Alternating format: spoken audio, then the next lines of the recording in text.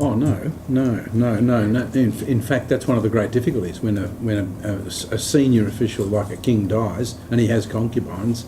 No one's going to fiddle with them because you fiddle with his lineage. So what happens to all those women then? Well, you mustn't think concubines are just sort of sex slaves. They're not that. They're ladies who do all sorts of amazing things. I mean, they run the show. They run the household. They don't just cook and do stuff. But any woman slave of a king is fundamentally his, so that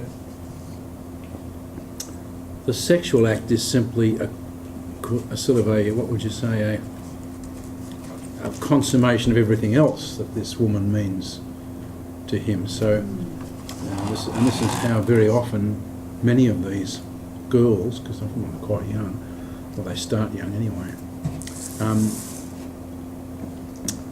These are, these ladies are now done. This is over. I mean, he can't go forward and he can't go back here, and the women are in the same boat because he's essentially lain with his father's concubines. Well, then what he's said is, there's no way back for me, but there's no way back for them either. So would they be looked after though? When David comes back, they'd be... He does say that. Mm. He cares for them. He does. Yeah, but they need widows from then on. Ah, yes, he wouldn't have intercourse with them. They would be defiled, and so in that respect, even the Torah would forbid that. So yes, that would all stop. So they have a life. They're fed and looked after, but they're not really. And so if the king dies, they would be looked after. Yes, and that, but yes, they had no role in. No, they might keep the house running, or they might do something else, or they may live their lives out as widows who do widowy things, but as a widow they're not someone else's. But you can't transfer on this one. Whereas another widow, just in a normal town. She might remarry, yes. But I think she only remarries in her clan. I don't think she marries outside the clan.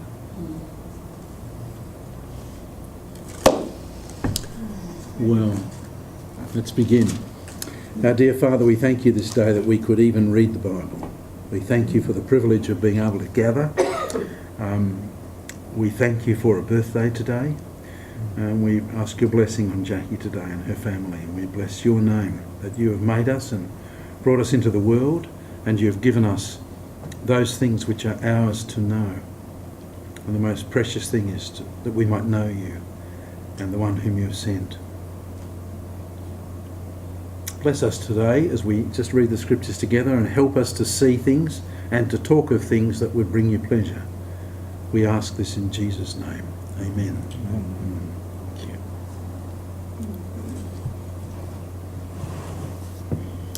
Thank you. In my note, I've actually given you Psalms to read in between, but I'm driving right on to 2 Samuel 17. By the end of this term, which is one night away, I'd like to finish the reign of David at least, and the accession of Solomon. So I'm looking at 2 Samuel 17.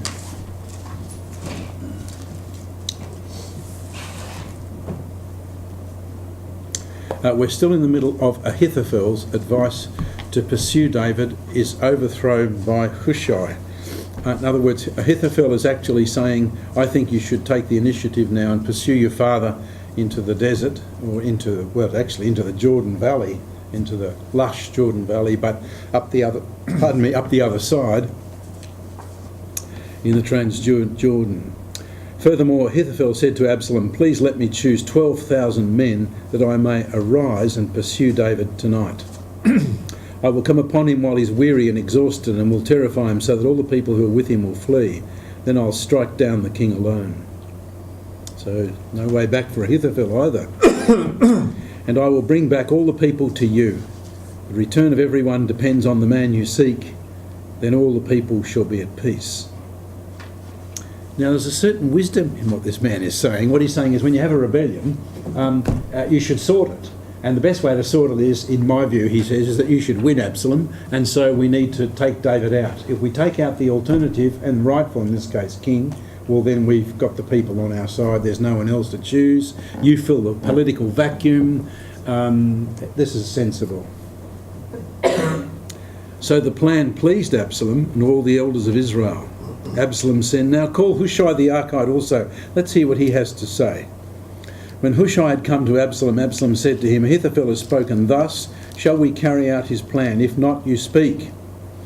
And so Hushai said to Absalom, "This time the advice that Ahithophel has given is not good." Now we know Hushai to be David's man, but we need to understand he's got to put it in a way that is seemingly I'm adding things up and doing the best I can for my lord, the young man. Moreover, Hushai said, "You know your father and his men, that they are mighty men, and they're fierce, like a bear robbed of her cubs in the field, and your father is an expert in warfare. He will not spend the night with the people. Behold, he's now hidden himself in one of the caves or another place, and it will be when he falls on them at the first attack that whoever hears it will say, 'There has been a slaughter among the people who follow Absalom.' And even the one who is valiant, whose heart is like the heart of a lion, will completely lose heart, for all Israel knows that your father is a mighty man, and those who are with him are valiant men." Now these, of course, are his mercenary men who have proved themselves, and like all mercenaries, their life is tied up with David, and so they do valiant things. "But I counsel that all Israel be surely gathered to you from Dan even to Beersheba, as the sand that is by the sea in abundance, and that you personally go into battle. So we shall come to him in one of the places where he can be found, and we will fall on him as the dew falls on the ground, and of him and of all the men who are with him, not even one will be left. And if he withdraws into a city, then all Israel shall bring ropes to that city and drag it into the valley until not even a small stone is found there." Then Absalom and all the men of Israel said, "The counsel of Hushai the Archite is better than the counsel of Ahithophel." And our writer adds, "For the Lord had ordained to thwart the good counsel of Ahithophel, in order that the Lord might bring calamity on Absalom." Now that, of course, is interpreted history after the event, and no doubt 2 Samuel, the writer of 2 Samuel is telling us that for sure. That is his interpretation.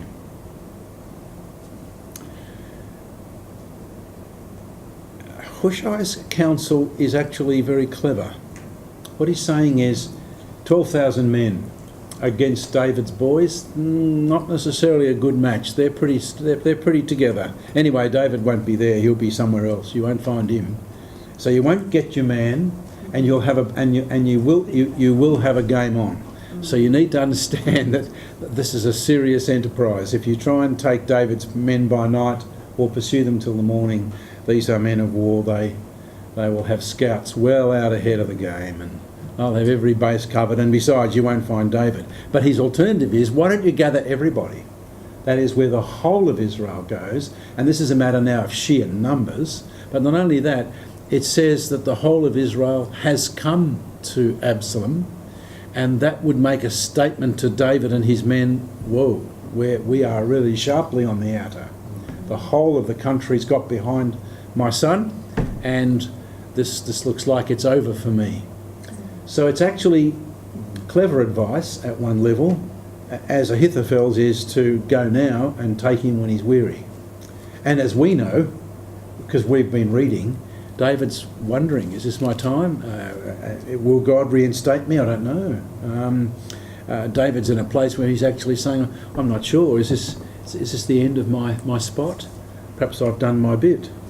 More importantly, God did say he'd bring me trouble in my house. I wonder if this is it. I mean, David's in a difficult place. He's got prophetic insight and prophetic knowledge, which is actually saying, well, if that's the case, I'm not sure that I would know what God is doing here. So this is a very poignant place, and it's only because of our interpreter that we have some understanding where this might go. Well, we the readers might say, yes, how will this end? What will happen? How will this engagement come to its conclusion? Well, then Hushai said to Zadok and to Abiathar the priests, "This is what Ahithophel counselled Absalom and the elders of Israel, and this is what I have counselled. Now therefore send quickly and tell David, saying, do not spend the night at the fords of the wilderness, but by all means cross over, lest the king and all the people who are with him be destroyed." Meaning, put the river between you and them. You must do that at least. It's interesting. He actually counsels David how he might proceed now. But he's got a point, because if Ahithophel's advice had been followed, Yeah. he did have, like Absalom did have the upper hand to pursue quickly. Yes, he had the momentum. Would have Absalom been old enough to see David when he was leading battles, and so to know what a great warrior and his warriors around him, to know how good they are and that sort of thing? So, or would he not really grasp that? Somewhere back we made an estimate, did we not, Of how old he was? of how old Absalom was. It was round about chapter 15, where it was said that at the end of 40 years Absalom said to the king, and we said if that's a textual variant it was 4 years, and so ancient versions have a different textual variant. Our difficulty would be is that if it's 40 years it would mean since David came to the throne, and we know that he reigned 7.5 in Hebron and 33, I think, making a total of 40, which would mean that that's why they've read the textual variant to be 4, meaning 4 years after Absalom was banished. 2 years later he comes back, 2 years not seeing his father's face, making 4. No, I don't know, but I'd imagine him to be middle to late 20s. So he would have seen perhaps some battles when he was... Well, he would have known his father's a winner, and he's got some very elite troops around him who are the best of the best, and who have no other allegiance at all in Israel except to the king. And so he'd understand. Yep. This man has a king's guard, fundamentally, in the old language, someone who is loyal to him.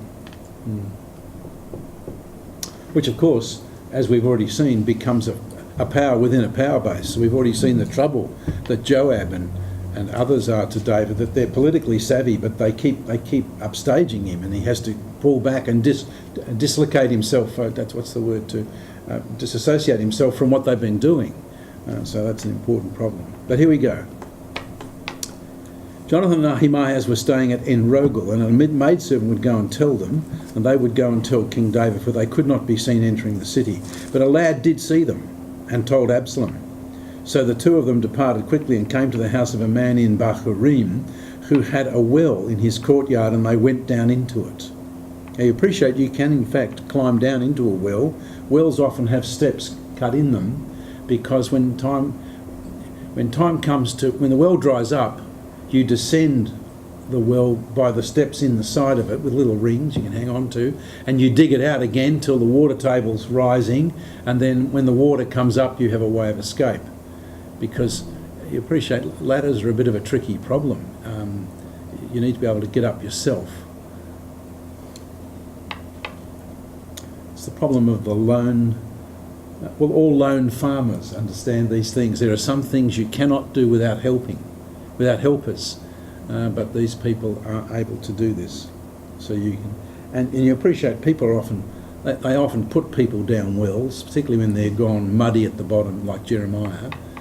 But generally speaking, you keep your water as clean as you can, and so you protect your well.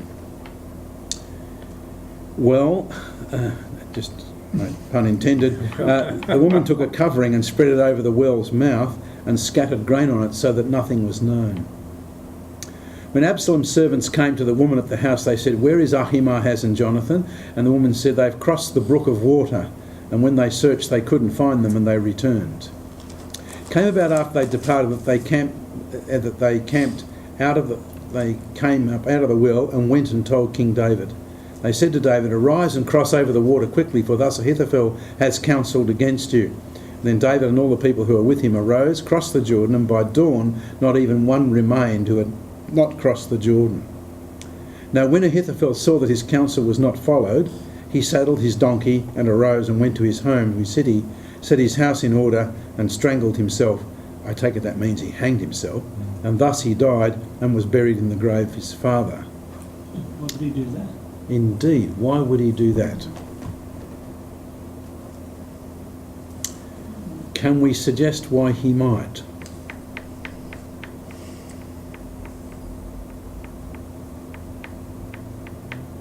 Maybe last year didn't have the king, the Absalom's heir, so it means.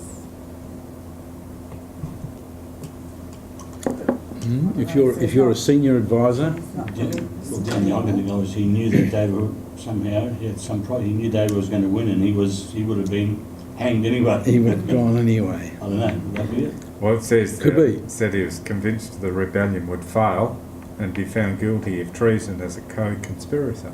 This is your notes. Indeed. Well, why not? Why not? But his honour is attached to his advice too, isn't it? Hmm. Doesn't have a place on either side anymore, really. Yeah. Well, the whole problem will be, I think, my own note, for what it's worth, but my own note is similar to that, Ian. Wounded in his pride that his counsel is not followed, Ahithophel understands his ascendancy is gone, that the ensuing delay may in his judgment mean Absalom's cause will be lost. You see, if he really believed his own advice, he would be saying, they're not taking what I know to be the best. This young boy's going to lose.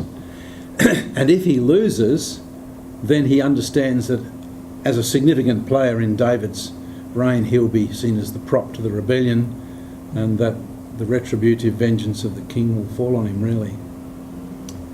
He is not denied a burial with his father, even though he's taken his own life. You'll notice that. So, best as I understand, Fred, can't think of another reason. But it would seem he's played out, and you appreciate he played this out from early on. He was supportive of Absalom's rebellion right from the beginning. He gathered people to Absalom, and he was part of that particular plot. Then David came to Mahanaim, and Absalom crossed the Jordan, he and all the men of Israel with him. So all the men of Israel have gathered. And Absalom said to Amasa, set Amasa over the army in place of Joab. And Amasa was the son of man whose name was Ithra, the Israelite, and who went into Abigail, the daughter of Nahash, sister of Zeruiah, Joab's mother. So that's a connection. And Israel and Absalom camped in the land of Gilead. So this is in the Transjordan now. When David had come to Mahanaim, Shobi, the son of Naash from Rabbah, the sons of Ammon, Machir, the son of Amiel from Lodibar, and Barzillai, the Gileadite from Rogelim, brought beds, basins, pottery, wheat, barley, flour, parched grain, beans, lentils, parched seeds, honey curds, sheep, cheese, for David and all the people who were with him to eat, for they said, the people are hungry and weary and thirsty in the wilderness. So they provided for him.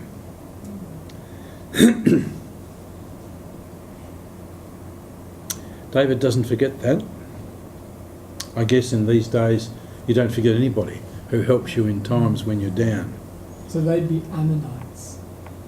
Yes, the first mentioned are Shobi, the son of Nahash from Rabbah of the sons of Ammon, and then the sons of Amiel from Lodibar. Lodibar is a little place, I haven't got a map with me. I'll come back to Lodibar. It turns up in another place. And Barzillai the Gileadite from Rogelim. So these are Gileadites. That word. And they're of the tribe of Gilead, so they're the Transjordan people. David numbered the people who were with him and set over them commanders of thousands and commanders of hundreds. Now you might ask, how many are with him? Well, he sent the people out 1/3 under the command of Joab, 1 under the command of Abishai, the son of Zeruiah, Joab's brother, and 1/3 under the command of Ittai the Gittite, who's been with him 2 days. Yeah. Hello? David must know who Ittai the Gittite is. The answer is perhaps he doesn't. But what we've heard of the speech of Ittai is Where you go, I will go. I am with you, 100%. And David gave him opportunity politically. He said, you've arrived at a rather difficult time in the politics of the kingdom, and you should make your choice, Absalom or me. If you're a mercenary, you need to do that. He says, I'm with you. Well, he got a third. The king said to the people, I myself will surely go out with you also. But the people said, you should not go out. If we indeed flee and they don't care about us, even if half of us die, they'll not care about us. But you're worth 10,000 of us. Therefore, it's better that you be ready to help us from the city. Meaning, some city. Well, king said, and so why you must know this, the king said, whatever seems best to you, I will do. You see, once again, David's lost command.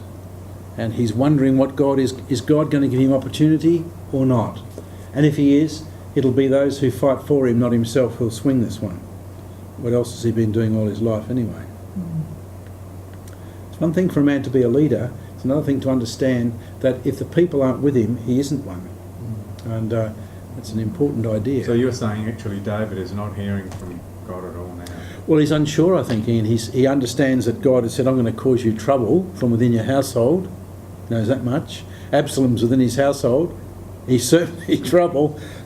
And so the question now he would be asking is, and so Shimei is saying, you dead dog, and he's rubbishing him. And remember that they said, take him out. Why should he say? He said, no, he might be right. He might be right. So he's not very... So he's not sure. No, he's not sure. He's also a lot older, isn't he? So he's probably not sure his physical attributes go out. Yeah, and yes, he's in quite a different place than when he was waiting on fleeing from Saul. At least he had right, and he knew that. And he knew that if God would make me an opportunity. Now he's wondering if God is... Don't forget, the only king he's ever seen in operation was Saul. And Saul had God leave him, and the Spirit leave him. And in one of the Psalms of David's 51, you do hear that, take not your Holy Spirit from me.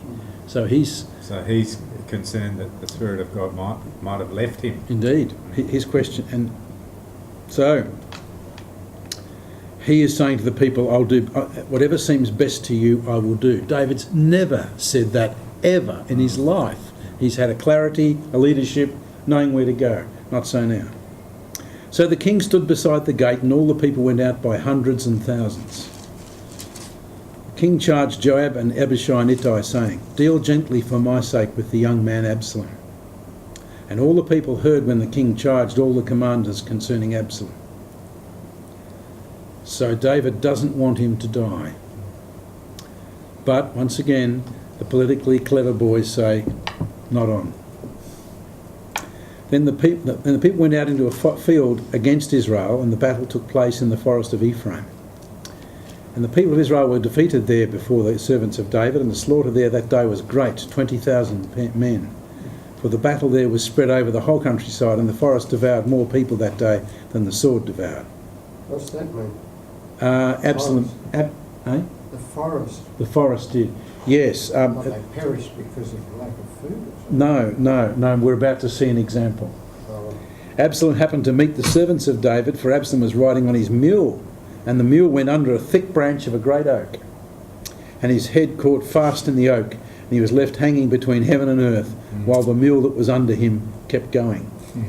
Easy to do on a fast mule. Mind you, we don't think mules as being fast, as burdensome, but in war, small things are helpful like this.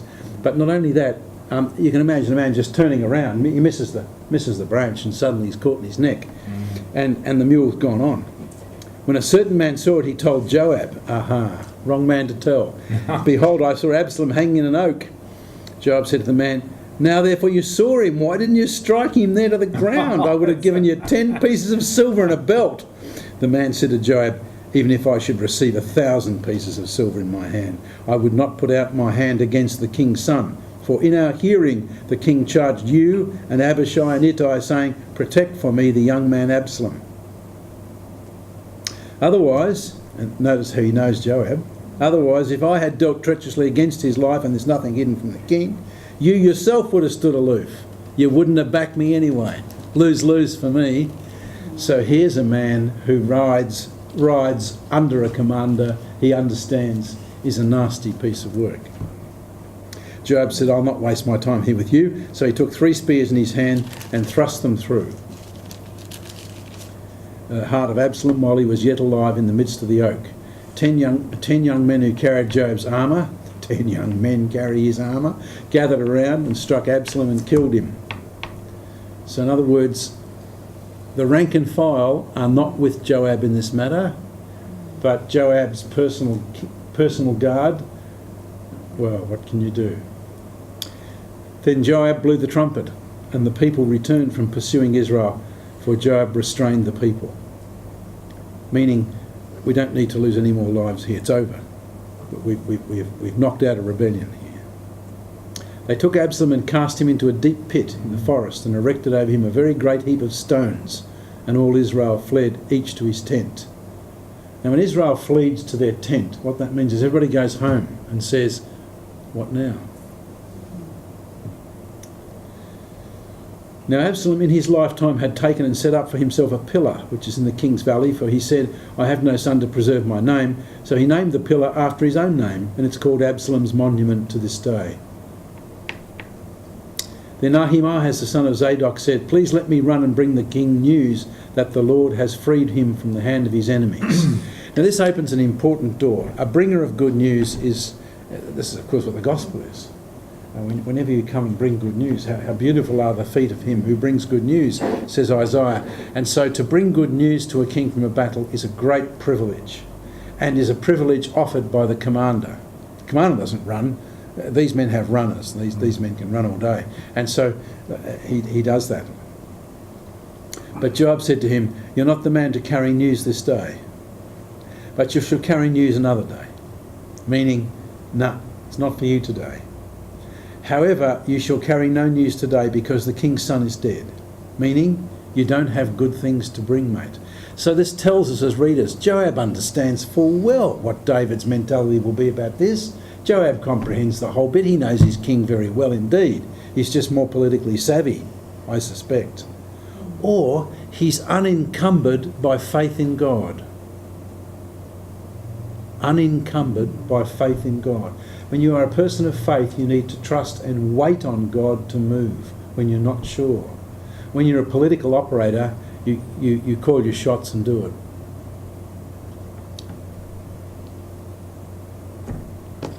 That's an important thing to understand.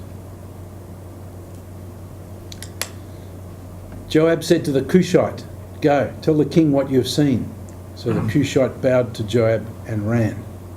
Now Ahimaaz the son of Zadok said once more to Joab, but whatever happens, please let me also run after the Cushite. Joab said, why would you run, my son, since you will have no reward for going? But whatever happens, he said, I will run. So he said to him, run. And he ran by the way of the plain and outran the Cushite. Now David was sitting between the 2 gates, and the watchman went up to the roof of the gate by the wall and raised his eyes and looked, and behold, a man running by himself. The watchman called and told the king. The king said, if he's by himself, there's good news in his mouth. And he came nearer and nearer. The watchman saw another man running, and the watchman called to the gatekeeper and said, another man is running by himself. King said, this one is also bringing good news. The watchman said, I think the running of the first is like the running of Ahimaaz the son of Zadok. King said, this is a good man. He comes with good news. Now this tells you something about this, but if you ask it, we'll ponder it, but if not. Ahimaaz called and said to the king, all is well.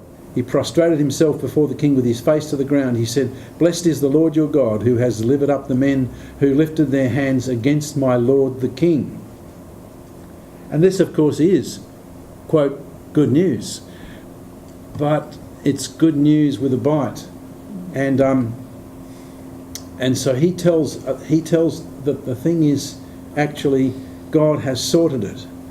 Now notice the way this is put. Blessed be the Lord your God, who has, in this case, delivered up the men who lifted their hand against my lord the king. So we, the readers, would say, is David vindicated here? Has God done a thing? Surely if you were David, you would say, I live again. I have more time as a king. God has stood with me. Right? On the one hand. on the one hand.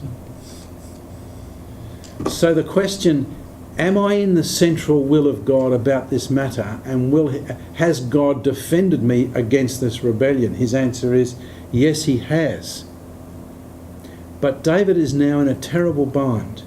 He has found the will of God with reference to his kingship, but he understands that at the cost of his son's life.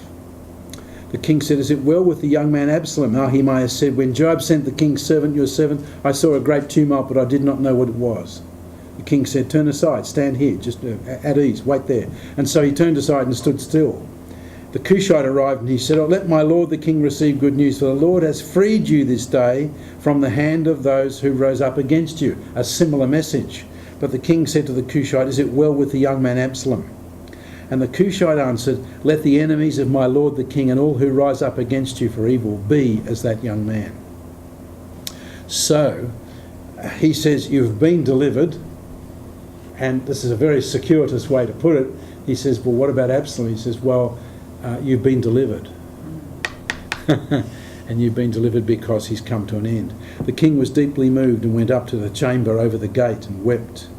And thus he said as he walked, oh, my son Absalom, my son Absalom, would I had died instead of you. Oh, Absalom, my son, my son. Now, David's grief actually betrays that he would prefer to have died rather than his son. And that raises an important question for every reader of this book. And the question is phenomenally important. Here is a man who knows that he is God's anointed king.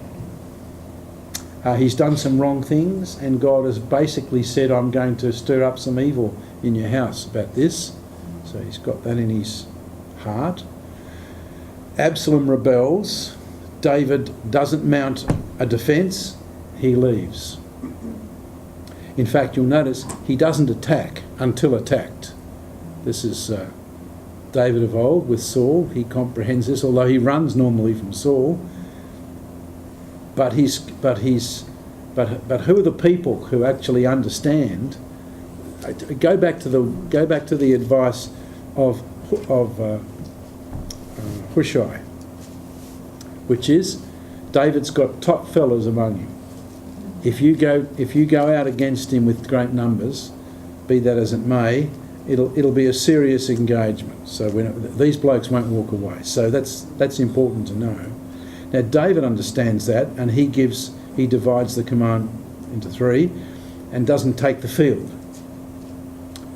So he's not in a place where his person can exert his influence. So the minute he doesn't take the field, and why is it the people don't want him to take the field? Because if we lose him, it is over. Now this is an important problem.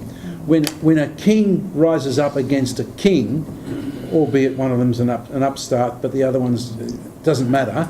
If you lose one of them, it is over. Joab does get that. Whatever he's got that, clear as a bell. One of these guys has to go down, or we're going to live in this perpetual civil war, and it's just going to keep going on and on and on. You're watching it all over the world today.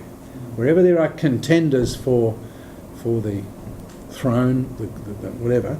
So what you do is you understand, if it's just two men in this case, well then no one would surely misunderstand that Joab is politically astute. He's read it clear as a bell. But the problem you have is that David is actually in two minds. First about, is God with me or not? How shall this work out? I don't know. What will God do for me? That's a question. But he's also got this amazing love for his son, who he has held him at bay for 2 years, not seeing his face. And you'd say, how much would that have cost him? Well, a great deal, we now learn. So this is quite an important problem. What is the thing that starts to undo David in regards even to his anointing? It's the fact that his love for his son, now the cost is becoming high. And this cost is actually something where he said, I wouldn't have minded if God had taken me out, as long as you had lived. But yes, but his son would have then been a rebellious king. He's not even thinking straight. Not even thinking straight.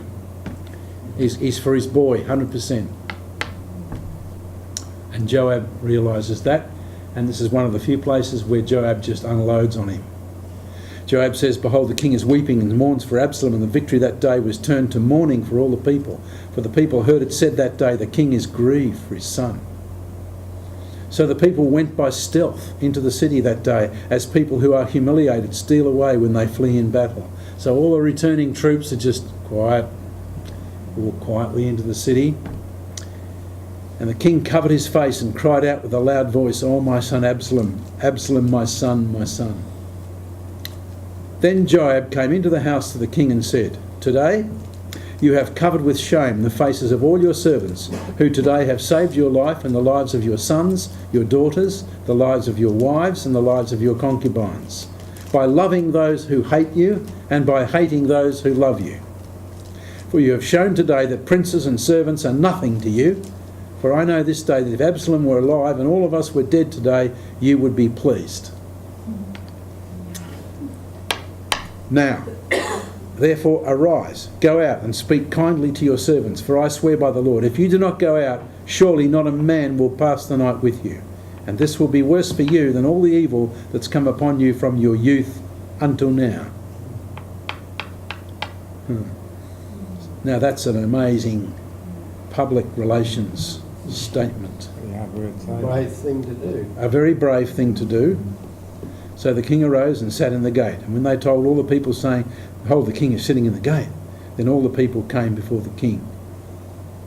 Now Israel had fled, each to his tent. And all the people were quarrelling throughout all the tribes of Israel, saying, "The king delivered us from the hand of our enemies. He saved us from the hand of the Philistines, and now he has fled out of the land from Absalom. However, Absalom, whom they anointed over us, has died in battle. How then, why are you silent about bringing the king back? That is, why don't you just get on with it? Get him back." King David sent to Zadok and Abiathar the priests and said, "Speak to the elders of Judah, saying, why are you the last to bring the king back to his house, since the word of all Israel has come to the king, even to his house? You are my brothers, you are my bone and my flesh. Why then should you be the last to bring back the king? And say to Amasa, are you not my bone and my flesh? May God do so to me and more also, if you will not be commander of the army before me continually in the place of Joab." So this becomes David's way, is to say Joab is about to decline. And thus he turned the hearts of all the men of Judah as one man, so that they sent word to the king saying, "Return, you and all your servants." The king then returned and came as far as the Jordan, and Judah came to Gilgal in order to go and meet the king, to bring the king across the Jordan.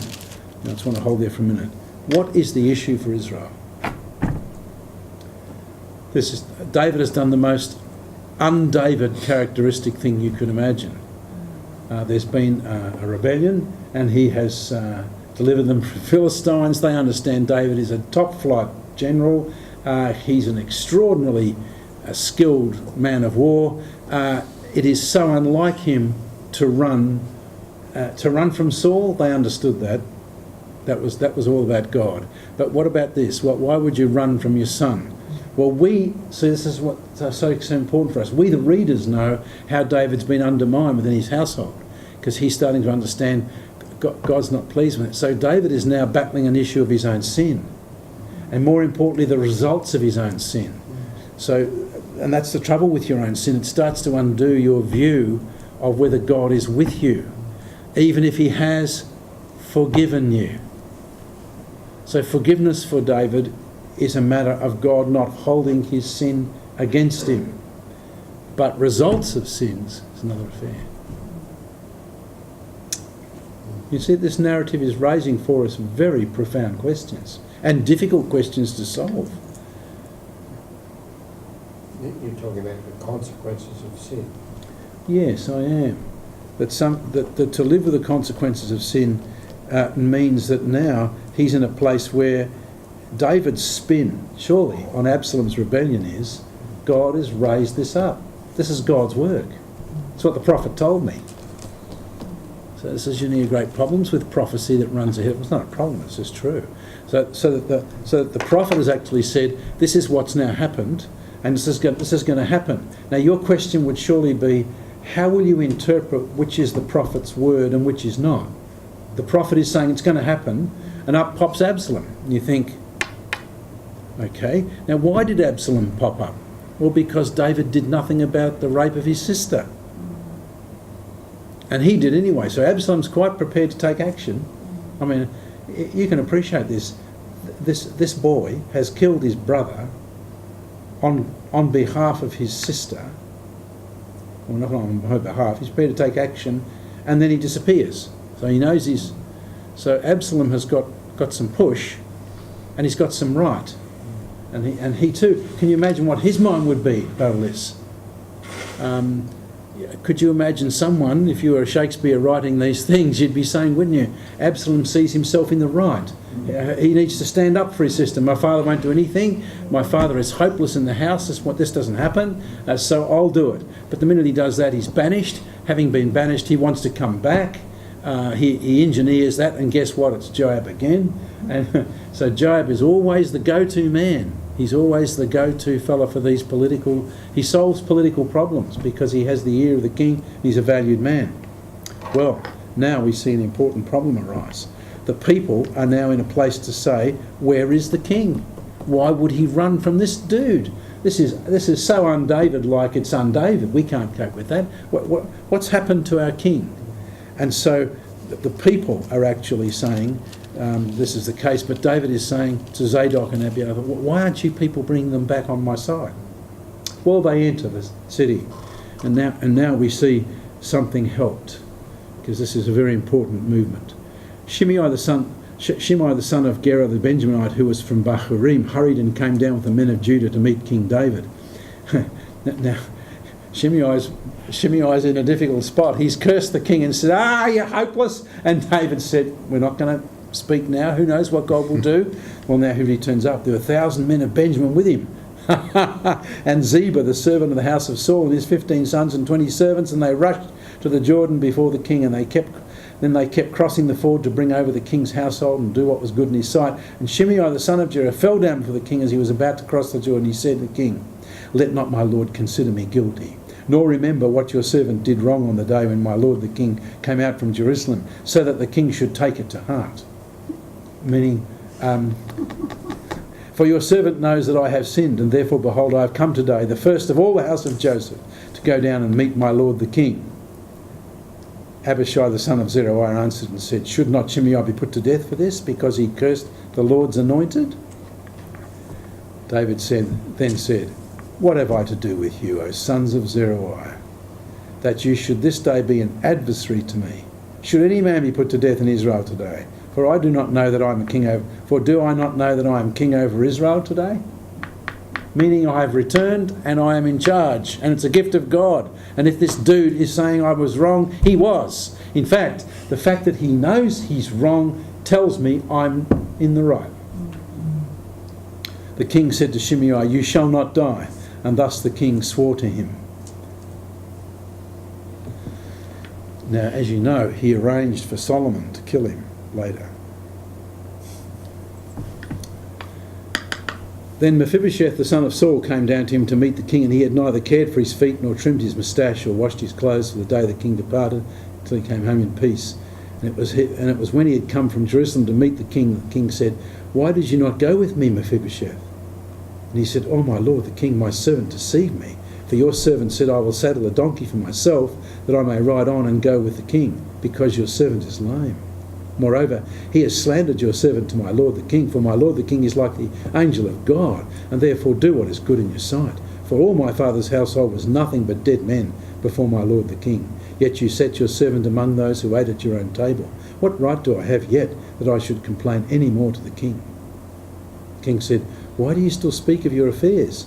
I have decided, you and Ziba shall divide the land. Mephibosheth said to the king, let him even take it all, since my lord the king has come safely to his own house. Couldn't care less, he said, if you've divided my living with him. I'm just happy you're home. Now Barzillai the Gileadite had come down from Rogelim. Now remember, he helped him, and he went on to the Jordan. Barzillai was very old, being 80 years old, and he had sustained the king while he stayed in Mahanaim, for he was a very great man. And the king said to Barzillai, meaning great man, he had resources. And the king said to Barzillai, "You cross over with me, and I will sustain you in Jerusalem with me." But Barzillai said to the king, "How long have I yet to live that I should go up with the king to Jerusalem? I'm now 80 years old. Can I distinguish between good and bad? Or can your servant taste what I eat and what I drink? Or can I hear any more the voice of singing men and women? Why then should your servant be an added burden to my lord the king? Your servant would merely cross over the Jordan with the king. Why would the king compensate me with his reward? Please let your servant return, that I may die in my own city near the grave of my father and my mother. And however, here is your servant Chimham. Let him cross over with my lord the king, and do for him what is good in your sight." The king answered, "Chimham shall cross over with me, and I will do for him what is good in your sight, and whatever you require of me, I will do for you." And all the people crossed over the Jordan, and the king crossed too. The king then kissed Barzillai and blessed him, and he returned to his place. Now the king went on to Gilgal, and Chimham went with him, and all the people of Judah, and also half the people of Israel accompanied the king. And behold, the men of Israel came to the king and said to the king, "Why had our brothers, the men of Judah, stolen you away, and brought the king and his household and all David's men with him over the Jordan?" Then all the men of Judah answered the men of Israel, "Because the king's a close relative to us. Why then are you angry about this matter? Have we eaten at all the king's expense, or has anything been taken for us?" The men of Israel answered the men of Judah and said, "We have 10 parts in the king, and therefore we also have more claim on David than you. Why then did you treat us with contempt? Was it not our advice first to bring back our king?" Yet the words of the men of Judah were harsher than the words of the men of Israel. What is our man preparing us for? The split in the kingdom from north and south. 10 parts means all the northern 10 tribes. The other 2 being, of course, Judah and Benjamin are the only 2 tribes that are from the land of Judah, and they are standing with David because they are, in fact, his kinsmen. How did this split form? Because it seems like it's already extant here. Well, in the words of the writer of Samuel, he is setting us up for where this begins. I think it begins at a place where once Absalom's revolt has taken place, the people themselves are now in a terrible bind. We've already seen that in that earlier section where the people keep saying, the people were quarrelling throughout the tribes of Israel, saying, "The king delivered us from the hand of our enemies, yet he would run from Absalom. Why then were you silent about bringing the king back?" So I think the reinstatement of David caused the northern tribes to actually say,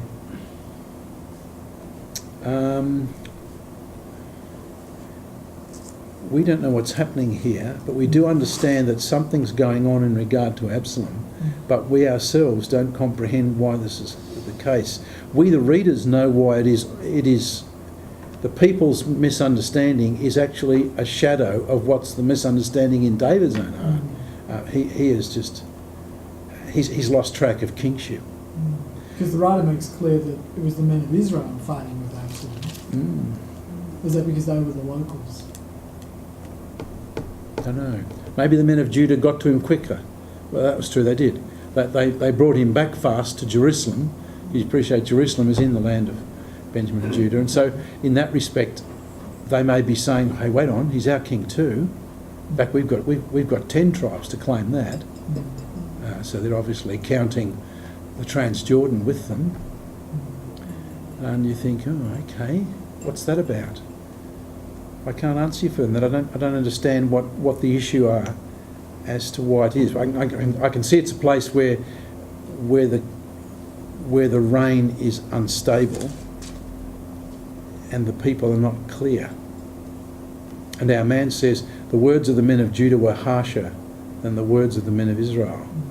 Because the men of Israel are really saying, "He's our king, They're not being disloyal, they're saying we want to... But you people have welcomed him back as if it's just a local affair, whereas we're involved in this as well. And that may set us up for the next move, which is Sheba's revolt.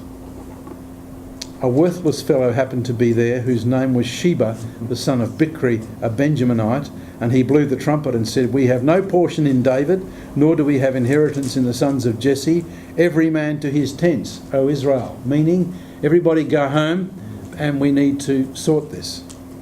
So all the men of Israel withdrew from following David, right?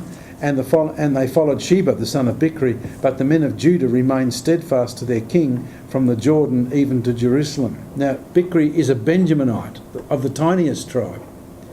So this is now a split, Benjamin and Judah, but the Judites stay rock solid.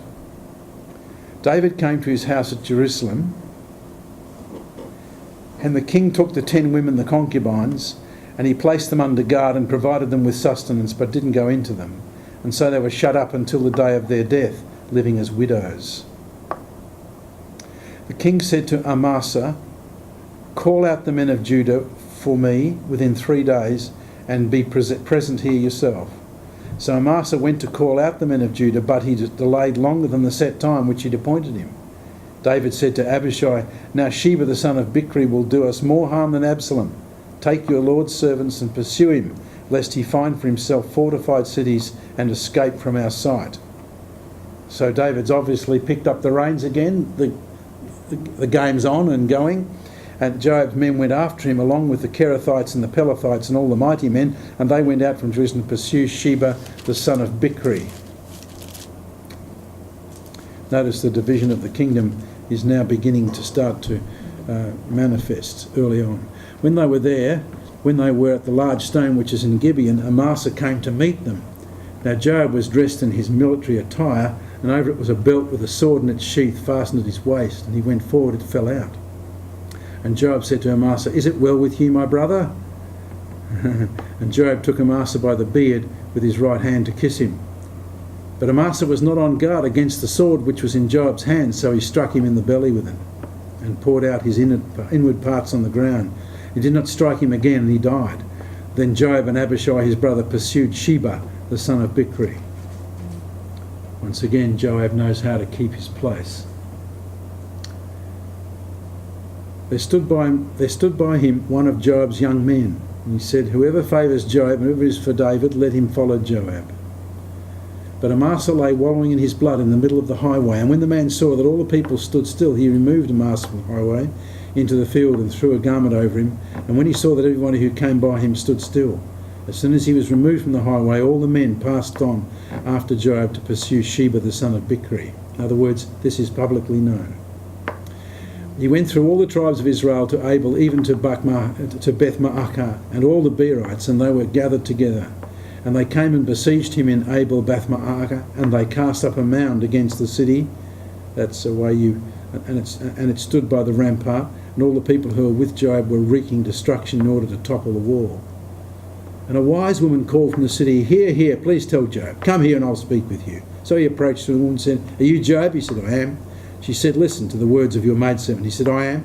She said, "Formerly they used to say, they will surely ask advice at Abel," and thus they entered the dispute. "I am of those who are peaceable and faithful in Israel. You are seeking to destroy a city, even a mother in Israel. Why would you swallow up the inheritance of the Lord?"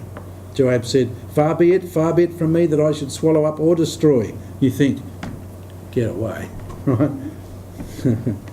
Such is not the case, but a man from the hill country of Ephraim, Sheba the son of Bichri, has lifted up his hand against King David. Hand him over and I'll depart from the city. The woman said, "Behold, his head will be thrown to you over the wall." Then the woman wisely came to all the people, and they cut off the head of Sheba the son of Bichri and threw it over to Joab. So he blew the trumpet, and they were dispersed from the city, each to his tent. Joab also returned to the king at Jerusalem. Now Joab was over the whole army of Israel, and Benaiah the son of Jehoiada was over the Kerethites and Pelethites, and Adoram was over the forced labour, and Jehoshaphat the son of Elihud was the recorder, and Sheva the scribe, and Zadok and Abiathar were the priests, and Ira the Jairite was also a priest to David. Now tonight we come to the end of the Absalom's revolt, but we are starting to see that the Davidic kingdom is not secure, and not because David is falling over anymore. He seems to have returned to his thing, but what you discover is Joab is a person who now, the political men have now begun to start to make their moves, and their moves are becoming more than David can keep up with. And the reason is because they have control of the military, and the people deal with them, and David is dealing with them. So David is now a remoter figure, no longer in touch with his people, and once that happens, he's always playing catch up with Joab, who is a resolute dude who knows how to keep his hand on the pulse, not afraid to kill to do that either. Far be it from me that I should swallow up or destroy, says he to the lady. She says, well, we'll give you this guy's head. You need to throw up a mound is to dig a great big thing and march over the top. Got any questions about this? Where are we going? We should stop. Back to when they're in the forest, and it says, men lost their lives in the forest than in battle. This is referring to the treachery of trying to do military action in a forest, as Yes. opposed to the forest coming alive and taking action in the battle, right? Yes, fighting on open ground is a lot easier. Yeah. You can amass people, wheel them, shift them, see the battle, understand it. Once people get into a forest, command loses its ability to understand what's happening. They've just gone in there, and there's a lot of melee, and we don't know what's going on. Hand-to-hand battle is best done either in the open where people can see, or if it's done in a forest, it's done in a different way. Not as two massed armies meeting. When massed armies meet in forests, it's a very unhappy thought. So tell me, Dave. How the Finns. It's how the Finns defeated the Russians during the Second World War on their top border. Anyway, sorry. So people like Joab and all these people can never be king. No, they've got no. The king would be from inheritance. Yes, Joab is related. Joab is related. He's a son of Zeruiah, one of David's sisters. Older than he, though. A sister older than himself, isn't it? Yes. And that would be the case. So they're only, if you've got a bit of spirit in you, and you can see, you always try and manipulate things in your favour. Well, yes. That's the only thing you can do. You can't actually take full control. No. Make the people frightened that you're supposed to do things. Yes, that's true too. You see it always when people are in command, that people don't actually try and take the top job. What they do is build a small empire within their own sub-empire. You see it in every school. You see it in every But they're the people who place. also change as the wind changes. They do. They change as the wind changes, and it's a fact of Joab that he is a person who's a bit more than that. He's prepared to make the wind. Yeah, he does. He's a decisive political operator with considerable military skill, and his decisions are actually, if you stand back in a Machiavellian sense and say, has he done well? The answer is he seldom does not. He's got his finger on the right place at the right time, and he knows what's happening, and that's why I think he is able to actually say to David, you have shamed a whole army that has delivered you today. And unless you sort that, King, right now, on a public relations system, you won't have a man behind you. David also realises he needs him. Yes, he does. David's jammed by Joab. Or that's what he keeps saying. You sons of Zeruiah are too hard for me. You are just constant. That's his expression. You just are. I'm trying to do kingship here, God's way. Hello, and it can't be done. And if you follow British history, you'd see the same. There are some godly kings and queens who rise up, but they can't do it. And in fact, you can't govern in a Christian or a godly way unless you have godly people who understand. And were you implying before that Joab wasn't a man of faith? He was. No. I'm just saying he's uncluttered by faith in the sense of David is wrestling with who am I in regard to Israel and God's people. That wouldn't be a question Joab understands. He's not encumbered by that. No, he's just He says I'm a military man. I'm at the top of the tree in regards to this king. This king is my bread and butter, and I don't need to. I'm not asking. I don't have doubts about who I am. That's true of all underlings. A person who submits well never has a doubt about who they are. You have to keep exerting that. Yeah. As well. Well, yes, it's true. You do. Force of circumstance requires him to keep on doing that. But Joab was following David. Joab wouldn't have had his own, let's say, concern for the kingdom at large. He wasn't following the Lord. Well, he was just following the he is his relative, Yeah. so he actually says we're part of the ruling family. So, and Joab knows that, but he also he has the military skill to understand. I know where my power base is. I know where my king's power base is in terms of military might, but in terms of the authority of God, you don't get any sense that Joab has any appreciation of that. He's savvy enough to rebuke David about his public relations exercise, but he doesn't have anything to say about God. In fact, if you take a study of Joab's relationships, he's not a God man at all. He's actually a man who's beside military man. He's a military man beside a that's what he God is. man. He's there I to think you see that today in a lot of things, even people at high places need these people, and they're really keeping them propped up in a sense because they're good military strategists. Yeah. They know Yeah. how to place it all up for them. Yeah, and then you've got a figurehead there that's speaking it out. It cuts both ways, doesn't it?